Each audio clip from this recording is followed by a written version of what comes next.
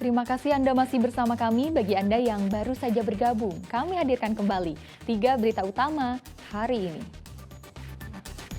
Diduga karena jatuh terbentur tembok mengenai bagian kepala, seorang pelajar SMP tewas saat mengikuti latihan silat di Kabupaten Klaten.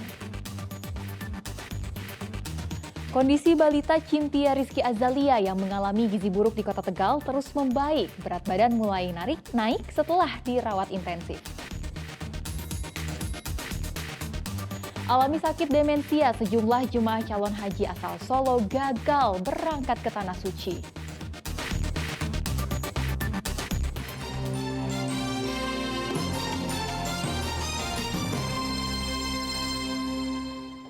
Kita ke informasi selanjutnya.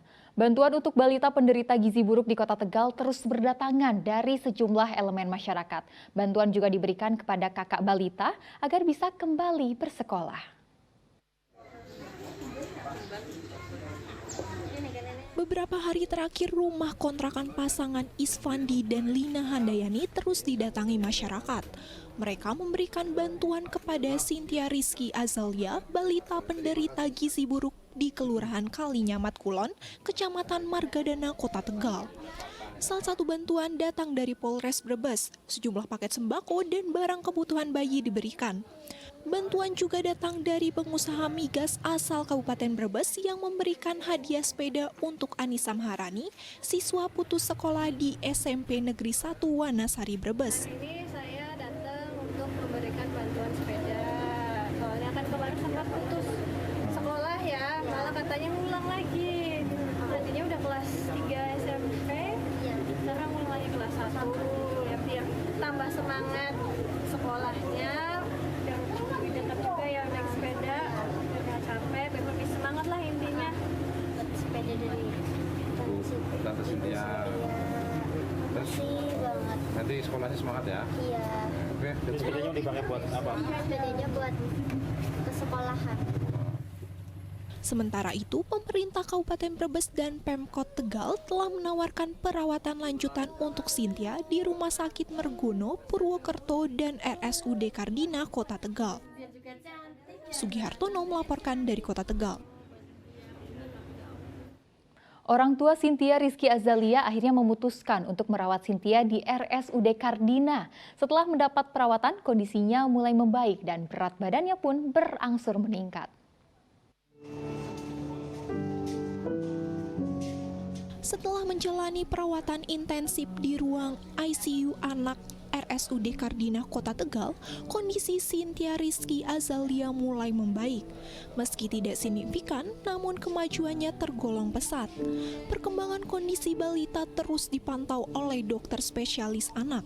Ada juga dokter ahli fisioterapi dan rehabilitasi medik untuk mengatasi kekakuan ototnya. Sementara untuk penanganan kedaruratan gizi buruknya, Cynthia diberikan nutrisi dan asupan gizi melalui selang makan.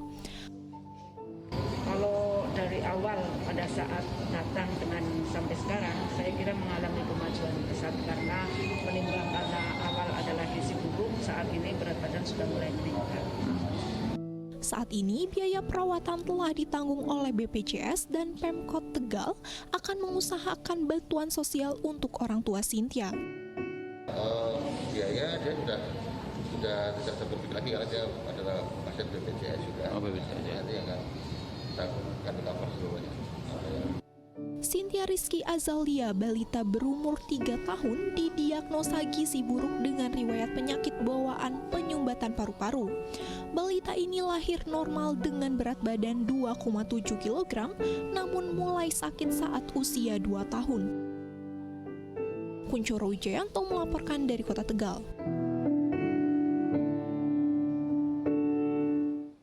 Cuaca panas saat ini menjadi keluhan banyak pihak, namun tidak bagi perajin ikan asin di Kota Semarang. Cuaca panas membuat produksi ikan asin meningkat lantaran waktu jemur menjadi pendek, hanya butuh waktu 6 jam.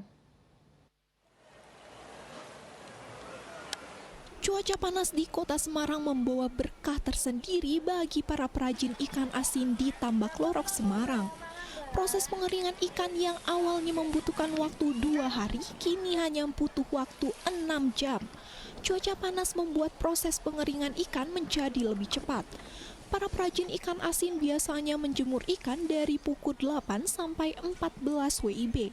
Kemudian dilanjutkan dengan proses pengemasan dan pemasaran. Kalau gini bisa kering berapa hari cuaca panas kayak gini, Bu? Ini, Bu? Sehari udah kering.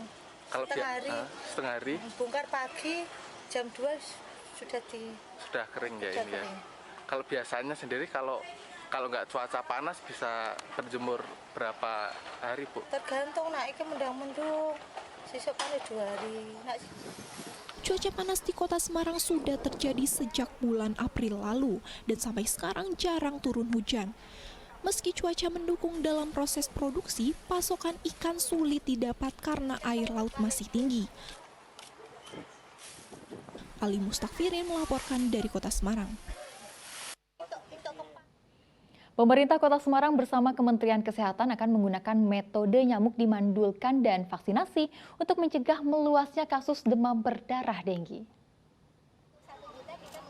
Uji coba metode Wolbachia diluncurkan Menteri Kesehatan dan Wali Kota Semarang Selasa siang.